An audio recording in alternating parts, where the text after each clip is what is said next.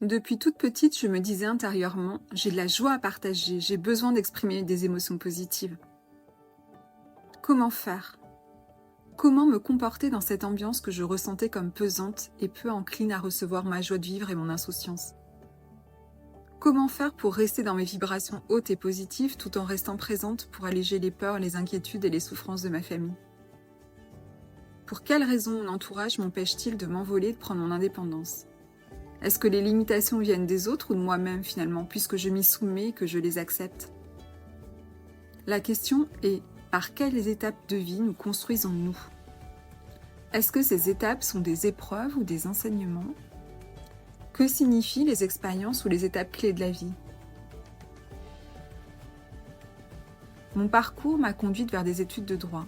J'ai toujours été très sérieuse, très studieuse à l'excès même, jusqu'à l'obtention de mon diplôme d'avocat.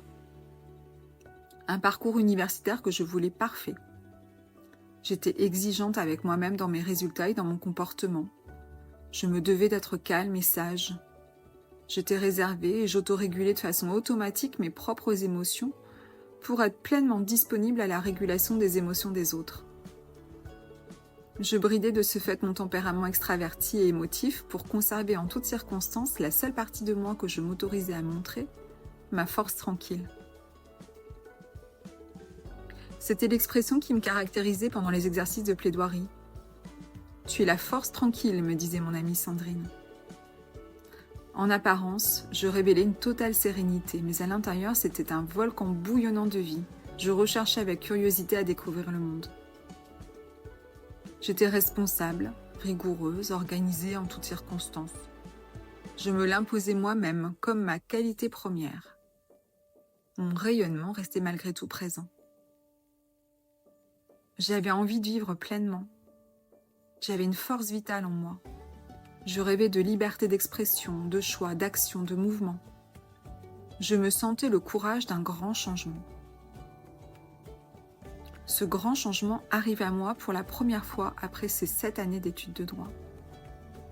Mon premier grand acte d'indépendance, je le réalise à 24 ans à peine, en acceptant un premier emploi d'avocat salarié dans un grand cabinet anglo-saxon situé sur la Côte d'Azur.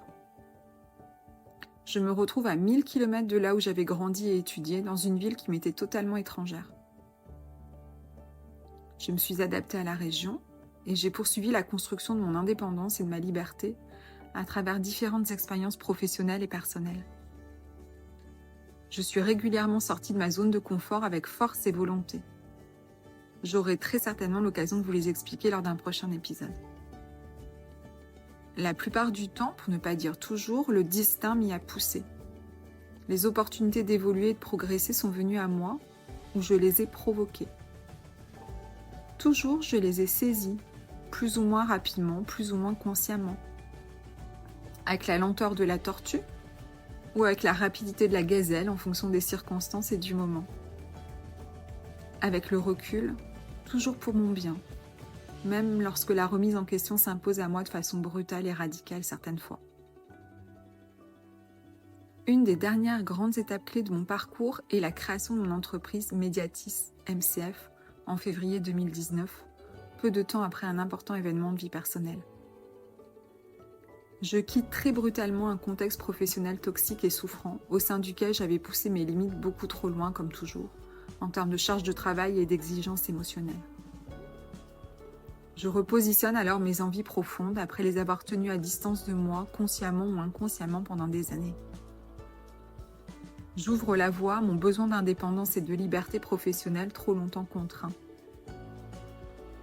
Je ressens, et là je pèse mes mots sur l'importance de s'ouvrir à nouveau au champ des ressentis intuitifs, je ressens que ma connaissance du mécanisme des conflits ouverts dans la sphère juridique me porte à les prévenir et à me former aux outils techniques de médiation.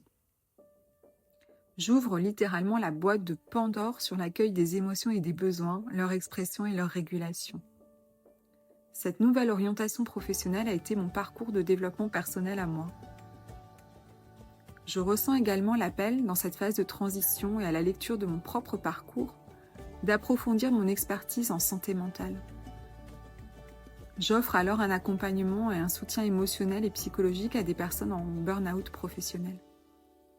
le déploiement des actions de formation en prévention et en gestion des conflits, et les bilans de compétences pour les actifs en situation d'épuisement professionnel ou auprès des jeunes en recherche d'orientation sont alors venus à moi de façon naturelle.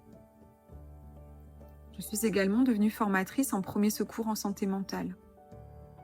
Je mobilise au quotidien des interventions en soutien à la qualité de vie et aux conditions de travail dans les entreprises privées et publiques, et aussi auprès des missions locales.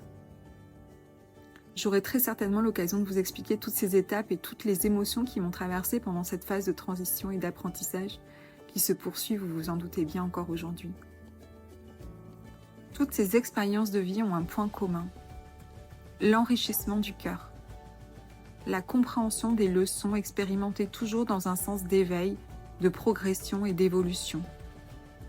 Comment considérer que les événements qui arrivent à nous, avec plus ou moins de force et de difficulté, sont toujours des expériences qui viennent nous enseigner positivement sur nous-mêmes et nous faire grandir? Dans quel état d'esprit avancer sur notre chemin de compréhension de qui nous sommes et de comment nous souhaitons interagir avec les autres? Est-il toujours facile d'appeler confiance et sérénité à la rescousse? Puis-je faire confiance en ma guidance intérieure, ma guidance intuitive du cœur comme j'aime à l'appeler? Comment être sûr qu'une nouvelle opportunité d'évoluer se présentera à moi? Est-ce que je peux savoir si je prends la bonne décision? Comment faire preuve de résilience face aux événements?